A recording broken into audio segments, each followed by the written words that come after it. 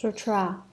At that time, Bodhisattvas as numerous as the sands of the Ganges, great arhats, prajakas, and others from the 10 directions were also present. Pleased at the opportunity to listen, they withdrew silently to their seats to receive the sagely instruction. Commentary. That time is when Ananda asked Shakyamuni Buddha to explain how the Sattagatas of the 10 directions had realized Bodhi, that is, right enlightenment. It has already been mentioned that Bodhisattvas as numerous as the sands of the Ganges were present, so this refers to yet more Bodhisattvas. The Ganges River is miles wide and its sands are as fine as flour, like fine motes of dust. During a storm, the sands and stones fly about, as dangerous as desert dust storms. Now, how many grains of such fine sand would you estimate there to be in a river some 15 miles wide?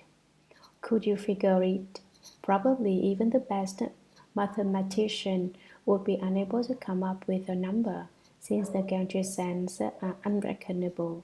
They used to represent a non-existent number, a number beyond all calculations. A bodhisattva, an enlightened being, is also called a living being with a great way mind. No matter how badly people may act towards him, he doesn't hold it against them. He absolutely never becomes irritated, never loses his temper. His way mind is firm and vast. A bodhisattva is also called a delicate lord, since he has already resolved to be a bodhisattva. The 10 directions.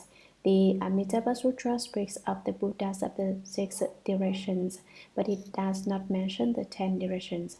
The 6 are north, east, south, and west, up and down. The additional 4 are northeast, southeast, northwest, and southwest. I say, though, that basically there isn't even one direction. The earth is round, so what directions can there be? But the Buddhist sutras speak of 10 directions, and besides, the round I speak of is not yet an established fact. So don't rely on what I say. As a seed, the world is transformed from a single source.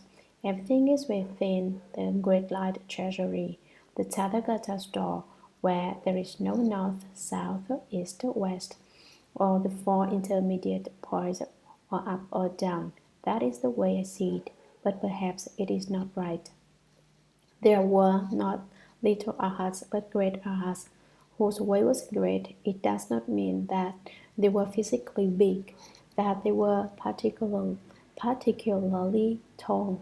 It means that their Dharma nature was great, the power of their Dharma was great, their cultivation of virtue was great. Arhat has 3 meanings. 1. Worthy of offerings. They were worthy of the offerings of gods and people. In the causal ground, a bhikshu begs for his food, and as a result, as an arhat, he is worthy of offerings. 2. Killer of thieves. The Buddha taught people do not kill. Isn't killing a violation of precepts? No, not in this case, because the thieves referred to are not external thieves, but the thieves within you. What are the thieves within us, you wonder? There are the thieves of ignorance, the thieves of affliction, and the 6 thieves, the eyes, ears, nose, tongue, body, and mind, and beckon notes to you. They rob you, they beckon on to you, they rob you. You don't realize it, but when your eyes look at things, your essential energies were originally full. But once you start looking at a lot of things, the thieves which are your eyes steal your valuable treasures.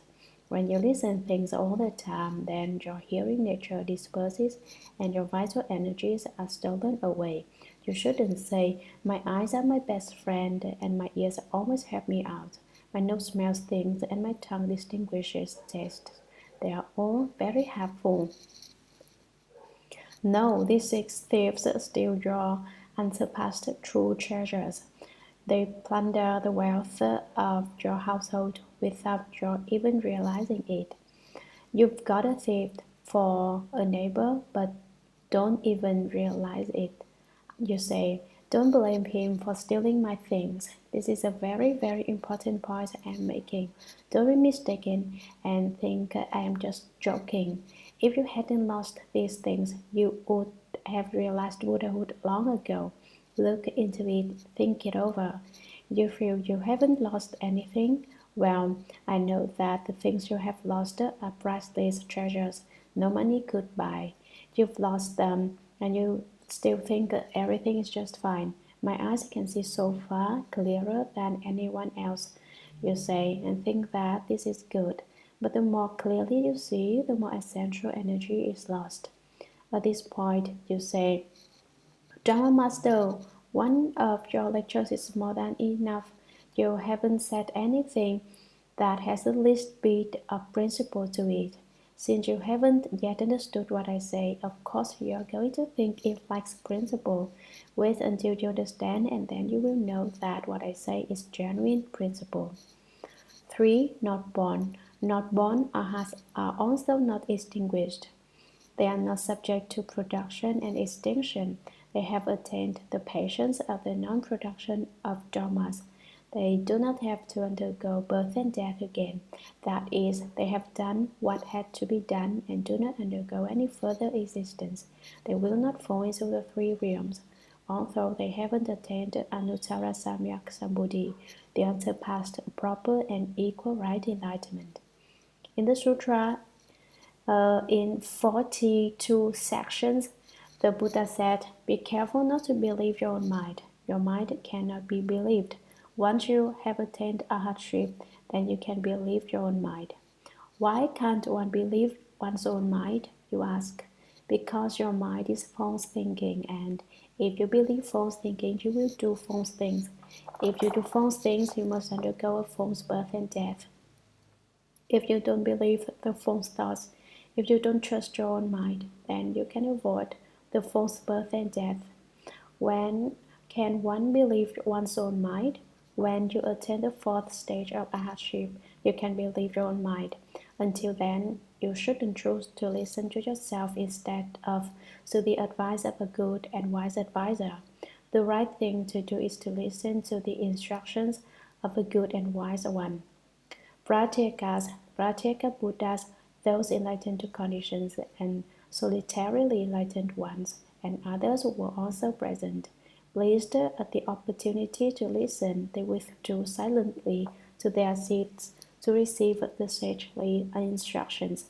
There were many, many more beings as well, not just 1 or 2, who all wanted to hear the sound of the Dharma the Buddha was speaking, the wonderful sagely instructions, the doctrines of the holy ones. They really liked to listen, and they sat silently to one side to hear the Buddha speak.